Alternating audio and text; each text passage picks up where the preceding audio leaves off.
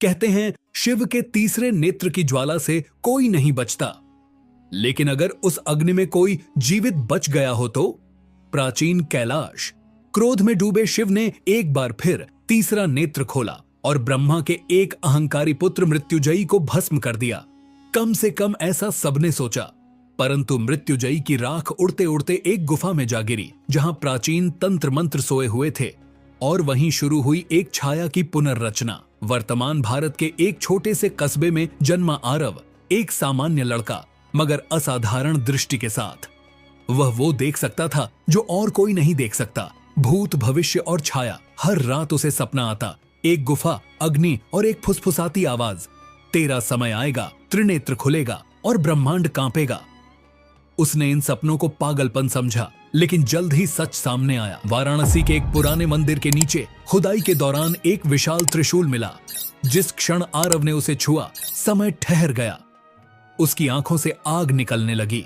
पुजारी चिल्लाए, ये वही है, तीसरे नेत्र का पुनर्जन्म। लेकिन तीसरी आंख तो शिव की थी, फिर ये शक्ति किसे मिली? आरव अब इंसान नहीं रहा, उसमें शिव का अंश था, पर साथ ही कुछ और भी। वह जब भी गुस्से में आता, उसके माथे के बीचों बीच एक जलती हुई रेखा बनती जो समय को भी झुका सकती थी। लेकिन कुछ था जो उसे पूरी शक्ति लेने से रोक रहा था, शिव का आखिरी शाप। वहीं दूसरी ओर हिमालय की गुफा में राख से बना हुआ मृत्युंजयी फिर से शरीर लेने लगा।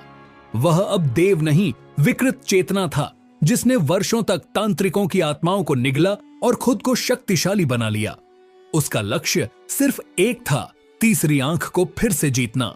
आरव की मदद के लिए आया एक बूढ़ा साधु जो खुद को गुरु वशिष्ठ बताता था।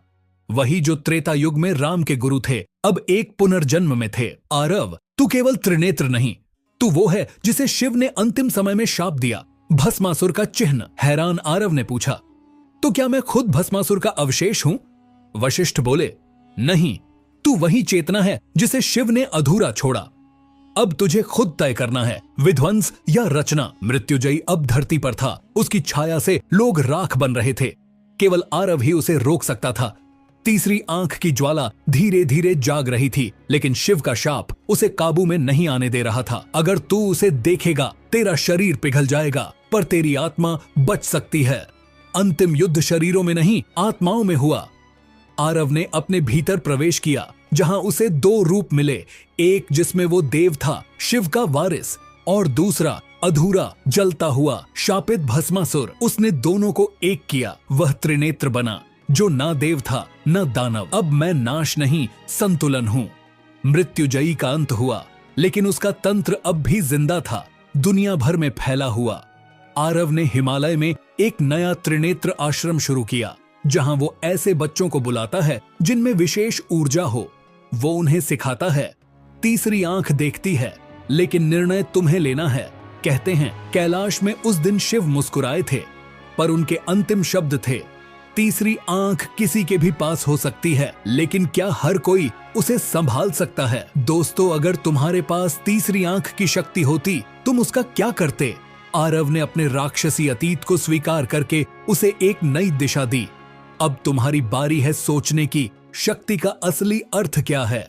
कमेंट करो, क्या तुम होते तो त्रिनेत्र की शक्ति को कैसे इस्तेमाल करते? और ऐसी और कहानियां देखने के लिए चैनल को सब्सक्राइब और वीडियो को शेयर जरूर करो।